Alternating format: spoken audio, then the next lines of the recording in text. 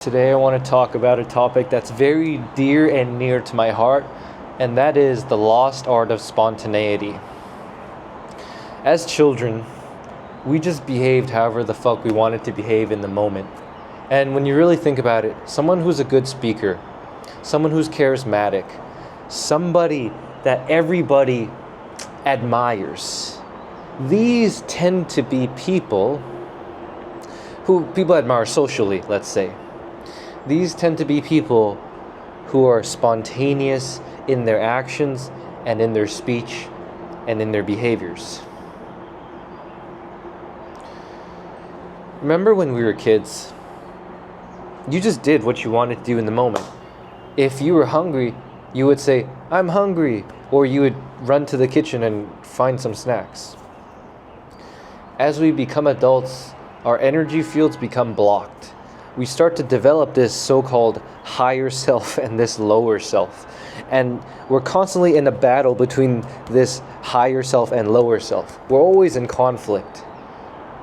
And so our mind, right, let's call the supposed higher self the mind, and let's call the supposed lower self the heart. I'm quoting these, I'm bracketing these because it's an approximation, it's a metaphor. But we tend to become so attached to the mind. We become so disconnected from our heart, right? The heart wants to have what it wants, but the mind says, no, you can't have that. Oh, you need to lose weight. Oh, you need to make more money. Oh, you need to find a job. Oh, you need to get a girlfriend. Oh, you need to this and that and this and that and this and that. So we neglect our own desires in the name of delayed gratification, let's call it. And we're taught that this delayed gratification is the separator between somebody who becomes this magic word successful versus somebody who doesn't. Now, back to the topic at hand. Spontaneity, the lost art of spontaneity. Why am I titling this video this, and why do I consider it a lost art? In the ancient Chinese texts, particularly the Taoist ones, so think of, in ancient Chinese philosophy, there's two schools of thought dominantly that have shaped, I guess all of Chinese history. One is Confucian thought, the other is Taoist thought. The Confucians believed, so it's the argument, in the Western sense, it's the argument between nature versus nurture. The Taoists are very much nature people. The Confucians are very much nurture people. So the Confucians believe human nature is inherently kind of bad. It's rough. It's no good. So you have to nurture it. You have to cultivate it. You have to do it through ritual. You have to do it through respecting your elders. In China, particularly a dominant way that's done is filial piety, right? Respecting your elders, respecting the hierarchy, knowing your place in the society, playing your role. On the other hand, the Taoist line of thought is that human nature is good, and we need to come back to our nature. We need to come back to our hearts, right? The Confucian is in the mind, because it's like, if an uncle walks in and you're at dinner, always like, "Oh, hi uncle, hi." It's like, it's very respectful, right? There's a lot of rules you have to play with. The Taoist line of thought is follow your nature, right? Be spontaneous, follow your heart. And we see this divide, especially, I'm in China right now. I see this, the heart-mind divide, because as a society becomes more and more capitalistic, let's say, more and more competition-based, whereas people from the countryside back in the day were much more natural, much more simple, right? They did things just, there was no planning or strategizing. But in today's cutthroat corporate world, it's all about strategy. It's all about how can I get one up over everybody else? How can I make sure that I get the promotion? How can I make sure that, you know, this and that? How can I suck up to my boss? Or how can I suck up and please to get the validation of people who can help me get to a better position in life? But you see, it's from the mind, it's not from the heart. It's out of strategy and not from genuine affection. You see the difference? It's I have to be good rather than I want to be good just because I am good. Right? One is effortful, one is I'm trying to do this because I want to get an outcome from it, in which the action is not genuine. The other is I'm just doing it to do it because it feels good doing it and I don't expect any outcome. You see the difference, right? One is manipulative of control and outcome in order to try to gain an outcome. The other is outcome independent. You know, rat race culture has become, gosh, I would say it's worse in China than in the West. You know, the bigger the city, the worse the rat race culture in that sense. The people lose their kindness. They lose their empathy. They lose their compassion. Everybody else is just an obstacle in the way. Right? The mind is cold, calculating, rationalizing. The heart is warm, it's giving, it's empathetic, it's intuitive. You can also think of the mind as the masculine principle and the heart as the feminine principle. This is the problem with women as well. Women are so inside of their head in today's modern world, they've become so masculinized. They've been removed from their femininity. They've been removed from their heart. They've been removed from their emotions. And out of obligation. Because in this cutthroat, corporate, capitalistic world, you cannot afford to be here. Because it feels like if you live from here, people will run you over because everybody else is strategizing how they can run you over so that they can benefit, right? So we're all stuck playing this game of how can I get one up over you? And instead of being good people to each other from our heart, the worst side of human nature actually starts to come out because everybody is competition. It's fear, it's competition, it's everybody is out fending for themselves for survival in this world.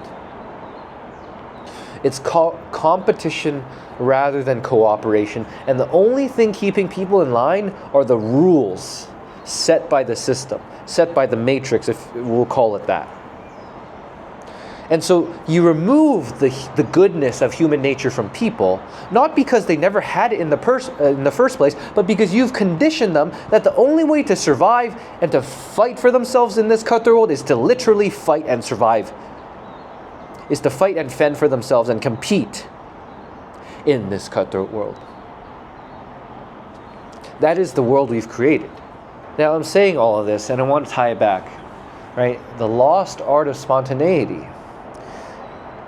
It is losing touch with our hearts.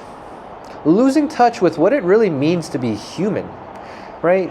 Let's take an intimate relationship as an example of, well, love, right?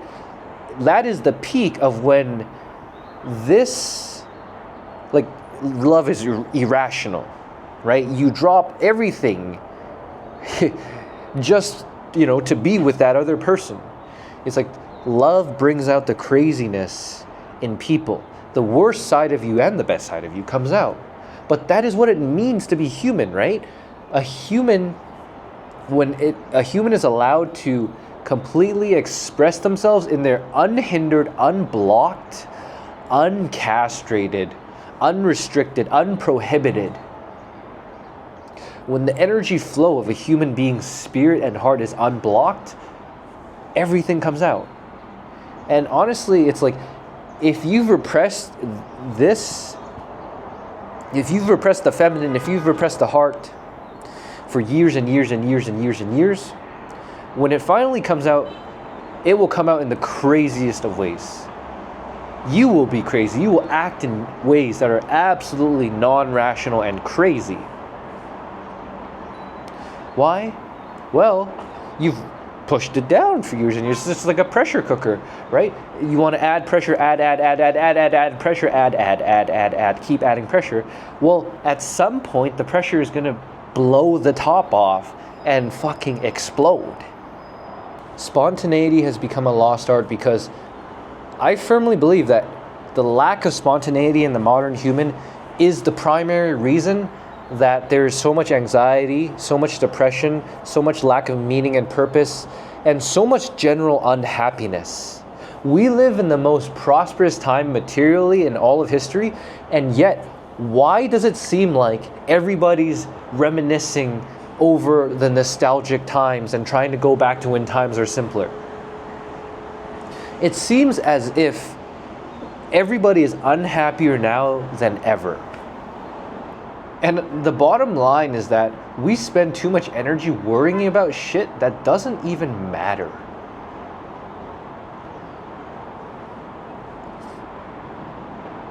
We have been conditioned to think these things matter because it's all part of the game. It's all part of the game that you're told you have to play in order to derive your sense of identity and self-worth from. And I believe that people who get depressed are halfway to enlightenment, because depression is a signal of your soul telling yourself, I don't want to do this shit anymore. I would rather kill myself than continue doing this shit.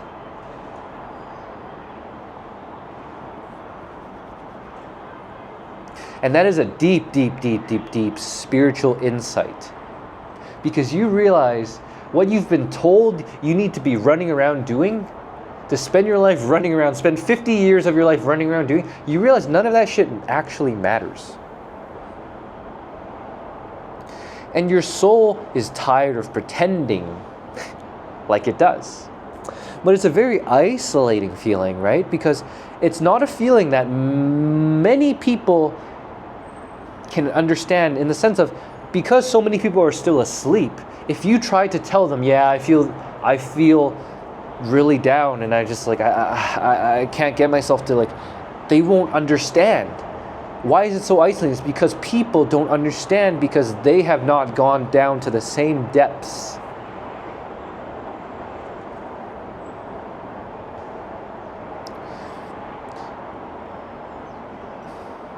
I believe something like depression is, well, it's a dis-ease. Dis-ease, lack of ease. It's you being sick and tired of being sick and tired all the time. And being sick and tired of pretending. Being sick and tired about pretending to care about the shit that doesn't even matter. It's like you would rather kill yourself than spend more time worrying about this shit that doesn't even matter. That's how it feels.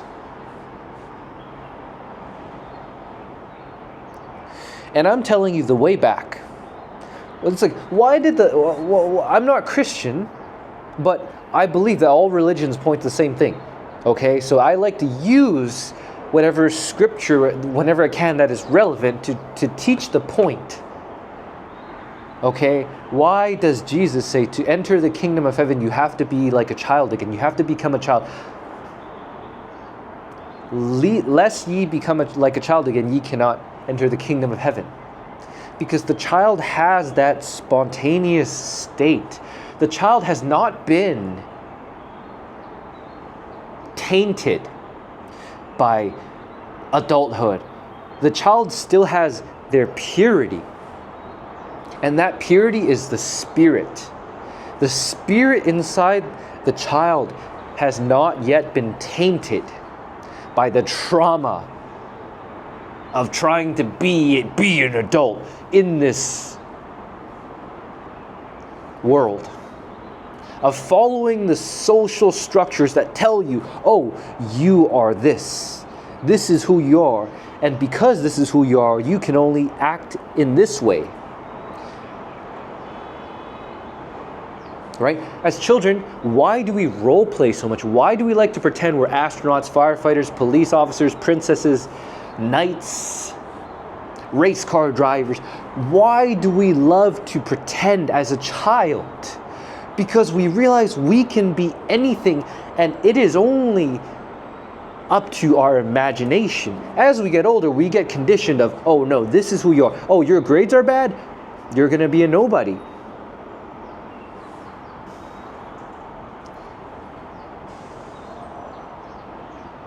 Because we become conditioned by the world, we lose our potentiality. We lose our ability to dream. We lose our connection with our soul, with our heart, with our childlike wonder, with our spontaneity. And instead we become these rigid, fearful, and anxious adults that then go on to propagate children and teach them to become anxious, fearful, conformist adults. It's a treacherous cycle. It's like, for me personally, right? It's like, I want to bring children in this world. I think it's a really sad thing. And I'm like, okay, fine, like, live your life how you want to live, right? I believe live and let live. But personally, I think it's a sad thing how, well, I guess it's just a natural byproduct of how stressed people are. They don't even want to have kids anymore because of this matrix. You know what I mean? Like, cost of living, the stress, that it's like, I can't even take care of myself. Why would I want to like bring kids in this world? And I actually agree with that, because I'm like, if I were to bring kids in this world only for them to be NPCs and lead a life that I had to lead just to become a conformist cog in the wheel and slaves to the matrix, why would I want to bring another soul into the human into consciousness just to experience that? To me, I'm like, I want to bring children in this world because I want them to be free. I want them to learn what it is to be free in spirit, in soul, and that they can do anything that they put their mind to, and that there's no limitation, and that their identity is not what their job tells them, it's not what their income tells them, it's not what their grades tell them. Your identity is so much bigger than your job, your relationship, your anything that can define you in this worldly identity, your race, your gender. And I think it is a shame to waste your life. We are all born free, and it is our conformity that entraps and enslaves us. Most people never break out, and most people are not meant to break out. Ignorance is bliss. Among the things I'm trying to say in this video is that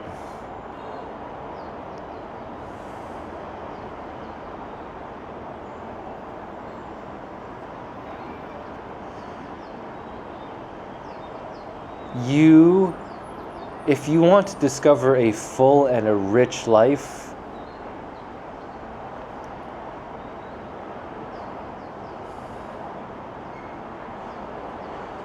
you have to learn to lead yourself internally from your own vision of what you want out of life, from your own heart, from something that spawns internally. Because if you spend your entire life chasing the validation of the world, chasing the external things to prove your identity, you will forever be a slave.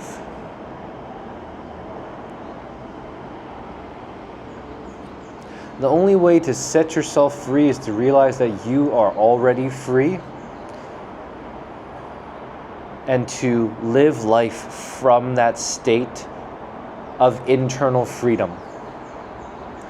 Recognizing that the external world cannot enslave you because you are bigger than what the external world can offer you.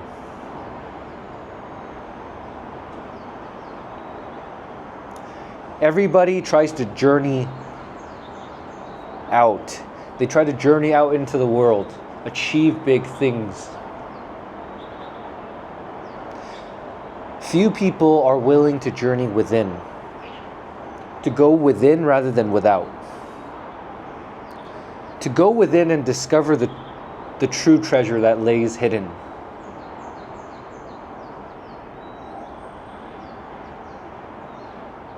And if and when you discover that treasure, nothing outside in this worldly world can really compare.